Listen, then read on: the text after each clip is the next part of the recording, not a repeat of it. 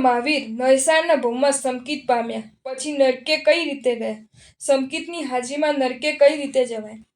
અમે એવું કહેતા નથી કે સમકિતની હાજરીમાં જીવ નરકે ના જાય, પણ સમકિતની હાજરીમાં જીવ નરકનું આયુષ્ય ન બાંધે. સમકિત પામતા પહેલા જો દુર્ગતિનું આયુષ્ય બાંધી લીધું હોય તો તેટલો ટાઈમ તો તેને નરકમાં જવું જ પડે. સમકિતની હાજરી દુર્ગતિના ઉદયને નથી અટકાવતી, પણ દુર્ગતિના બંધને અટકાવે છે.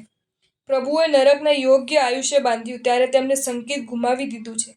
દાખલા તરીકે, જેમ કરોડપતિને ગમે તેટલી મોંઘવારી હોય તો પણ ખાવાના સાંસા ન પડે, પણ કરોડ ગુમાવીને ભિખારી થાય તો ભૂખે મરવાનો વારો આવે ને. પણ અબજપતિ હોય ત્યાં સુધી મોજ મજા. તેમ સમકિત હાજર હોય ત્યાં સુધી તેના લાભની ગેરંટી છે.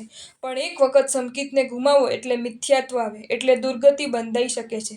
છતાં સમકિતના કાયમી ધોરણના લાભ તો તેને મળવાના છે. જેમ અબજપતિ થતા પહેલા જો તેણે 25 લાખ રૂપિયાનું નુકસાન કર્યું હોય તો તેને અબજમાંથી 25 લાખ રૂપિયા ચૂકવવા પડે, પણ તેને અત્યારે નુકસાન કર્યું ન કહેવાય. તેની જેમ સમકિત પામતા પહેલા આત્માએ મોટી ભૂલ કરી હોય તો તેનું લેણું તો ચૂકવવું જ પડે.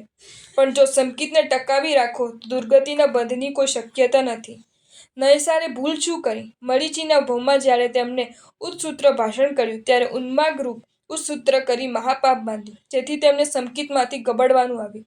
માટે નાની ભૂલથી કોઈ ગબડતું નથી, અને ગમે તેવો ઊંચો જીવ પણ જો મોટી ભૂલ કરે તો તે ઠેકાણે રહી શકતો નથી.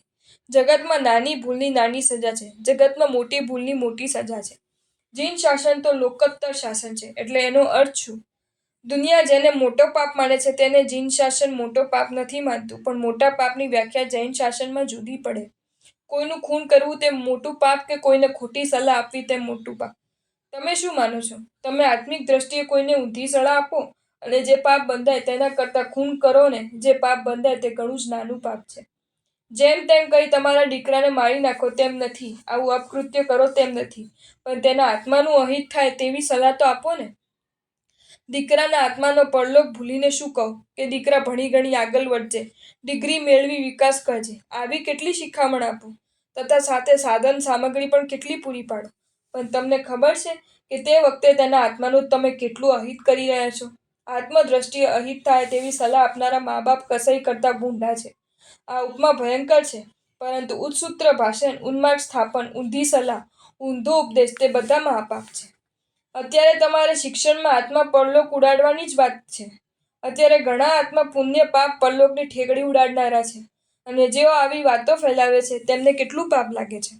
અને આ બધાને પ્રોત્સાહન આપનારા પણ ભયંકર પાપ બાંધે છે. મરીચી શું બોલ્યા છે? કપિલા ઇથમ્પિ ઇહ્યમ્પિ.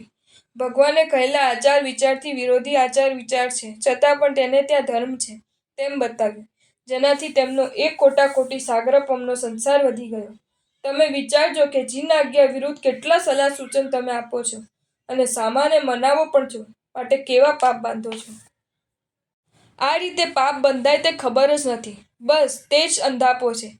સીધો લાફો મારીને દુઃખ નહીં આપી શકાય, પણ તેના કરતાં કંઈ ઘણું અધિક દુઃખ સામાને તમે ઊંધી સલાહ આપીને આપો છો. અમે પણ ગમે તેમ બોલીએ, અમારું મન પણ ઠેકાણે ન હોય અને ગમે તેમ વિચારીએ તો અમને પણ પાપ લાગવાનું જ છે. અતિચારમાં તમે બોલો છો ને કે વિતરાગની આજ્ઞા વિરુદ્ધ કીધું કરાવ્યું અનુમોદ્યું હોય. ભગવાનની આજ્ઞા વિરુદ્ધ વિચાર્યું, બોલ્યા કે વર્તન કર્યું કરાવ્યું તે બધાનું મિચ્છામી દુક્કડમ છે. તે પાપમાંથી તમારો બચાવ કરવા અતિચાર મૂક્યા છે. જો તમને આ વિડીયો ગમ્યો હોય તો આ વિડીયોને લાઈક કરો અને મારી ચેનલ જૈન ફેક્ટ્સ એન્ડ સ્ટોરીઝને સબસ્ક્રાઈબ કરો. ધન્યવાદ.